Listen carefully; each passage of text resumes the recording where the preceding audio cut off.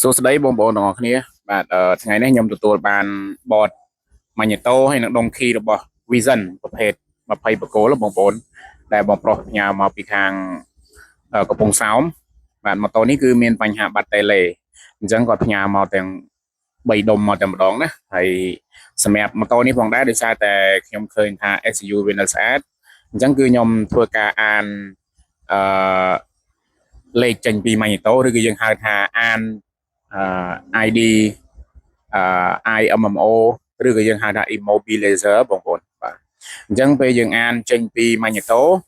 បាទគឺយើងយកទៅធ្វើការចម្លងតេឡេត្រង់ចំណុចនេះខ្ញុំចង់បញ្ជាក់ដល់បងប្អូនបន្តិចបាទតើតើនឹងការអានចេញពី Magneto ប្រសិនបើបងប្អូនអានមកបាទចម្លងតេឡេអត់បានបាទចុងក្រោយគឺយើងត្រូវទៅវះបតដដែលទេកុំឲ្យបងប្អូនមានការយល់ច្រឡំថាធ្វើតេឡេចម្លងតេឡេពេលបាត់ ID key វាហ្នឹងណាมันចាំបាច់វះបតទេបងប្អូនគ្រាន់តែប្រើប្រាស់ការអានចេញពីម៉ាញ៉េតូហ្នឹងគឺអាចចម្លងតេឡេបានអត់ទេបងប្អូនណាវាមានលក្ខខណ្ឌមួយចំនួនដែលយើងអាចចម្លងបានហើយលក្ខខណ្ឌមួយចំនួនគឺมันអាចចម្លងបានទេអញ្ចឹងដោយម៉ូតូនេះអញ្ចឹងនេះគឺជាសកម្មភាពដែលខ្ញុំកំពុងតែធ្វើការចម្លងទាញIDP ECM ឬក៏យើងអានថាទាញលេខណាពី ECM នេះដើម្បីយកមកចម្លងអញ្ចឹងបងប្អូនត្រូវចាំណាកុំឲ្យឃើញគេធ្វើវីដេអូថាពេលបាត់តេឡេយើងមិនចាំបាច់ឲ្យវះបតទេបាទយើងទាញតែពី ECM មកយកចម្លងបានអត់ទេបងប្អូនណាដូចខ្ញុំបញ្ជាក់អញ្ចឹងដូចម៉ូតូនេះអញ្ចឹងបងប្អូនចាំមើលតិចទៀតទៅបាទឥឡូវខ្ញុំអានបានមកហើយណាបាទលេខពីម៉ាញ៉េតូបាទអញ្ចឹងខ្ញុំចាប់ផ្ដើមធ្វើការចម្លងតេឡេហើយបងប្អូនចាំទៅទស្សនាជាមួយខ្ញុំទាំងអស់គ្នាតើលេខនេះយើងអានមកបានហើយយកចម្លងតេឡេបានអត់ដូចខ្ញុំថាអញ្ចឹងបងប្អូនវាមានម៉ូតូមួយចំនួនដែលយើងអាចចម្លងបានហើយម៉ូតូមួយចំនួនដែលมันអាចចម្លងបានហើយខ្ញុំទៅបកស្រាយនៅពេលក្រោយណាកត្តាអ្វីដែលมันចម្លងបានហើយកត្តាអ្វីដែលมันដែលចម្លងបានណាឥឡូវយើងចាប់ផ្ដើមធ្វើការចម្លងតេឡេជាមួយខ្ញុំទាំងអស់គ្នាបាទដោយយើងប្រើជាមួយនឹងម៉ាស៊ីន scan CTY 500 Pro OV2 ណាបាទហើយយើងជ្រើសរើសយកប្រភេទ20បកគោលបាទអញ្ចឹងយើងយកមុខងារធ្វើការចុះឈ្មោះដំណើរការ ID តេឡេចាស់បាទដើម្បីធ្វើការចម្លងជាមួយនឹងតេឡេថ្មីបញ្ចូលក្នុងបាទ SU នៃម៉ូតូនេះបាទអញ្ចឹងត្រង់ចំណុចនេះគឺយើងធ្វើការវាយបញ្ចូលជាមួយនឹងបាទលេខដែលយើងអានចេញពី Magneto ចំនួន9ខ្ទង់បាទហើយយើងចាប់ផ្ដើមគណិតជាមួយនឹងតេឡេថាតើវាអាចគណិតចូលឬទេឬក៏វាអាចចម្លងចូលដែរឬទេបងប្អូនណាយើងរងចាំទាំងអស់គ្នាបងប្អូន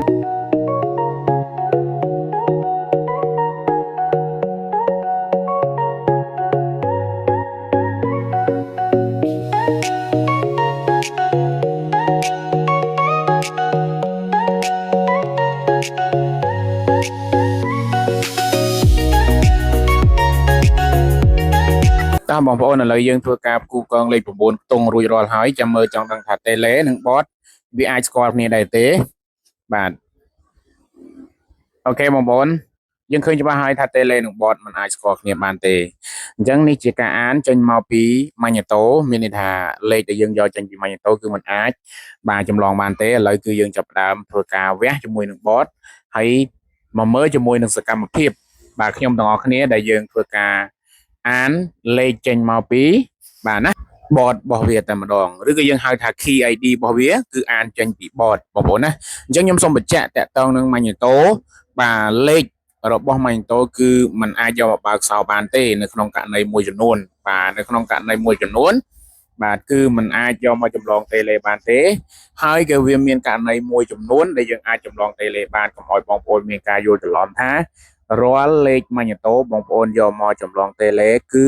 សិតតែចម្លងបានទាំងអស់បាទឥឡូវយើងចាប់ផ្ដើមធ្វើការអានចេញពីបតវិញម្ដងបាទហើយបងប្អូនចាំទៅមើលលេខដែលយើងអានចេញពី Magneto ណាបាទហើយនឹងលេខដែលចេញពីបតហ្នឹងគឺលេខវាដូចគ្នាឬអត់បាទហើយលេខមានចំនួនប្រមាណខ្ទង់បងប្អូនចាំទៅមើលជាមួយខ្ញុំទាំងអស់គ្នា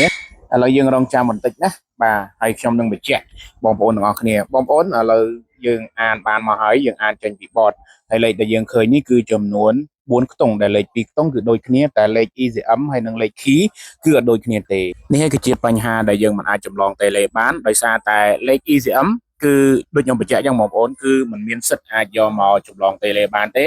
ប៉ុន្តែប្រសិនបើលេខ2នេះលេខ key ID ឬក៏ ECM ID ជាលេខតែមួយណាបងប្អូន គឺបងប្អូនអាចទាញពីម៉ាញ់តូមកគឺយើងអាចយកមកចម្លងតេឡេបានដោយឡែកលេខនៅក្នុងនេះគឺអត់ដូចគ្នាទេលេខ ECM ផ្សេងលេខ Key ID ផ្សេងអញ្ចឹងសង្ឃឹមថាបងប្អូនយល់នៅត្រង់ចំណុចនេះណាកុំឲ្យមានការភ័ន្តច្រឡំនៅថ្ងៃក្រោយបាទថារាល់ការទាញពី ECM គឺបងប្អូនអាចនឹងចម្លងតេឡេបានបាទជិះមិនផុតទេបងប្អូនបើសិនតែជួបករណីបែបនេះគឺបងប្អូនត្រូវតែវះបត់អត់ដែលអូខេបងប្អូនឥឡូវយើងធ្វើការបញ្ចូលជាមួយនឹងបាទ Key ID ណាយើងអត់យក ECM ID មកចម្លងតេឡេទេគឺយើងយក Key ID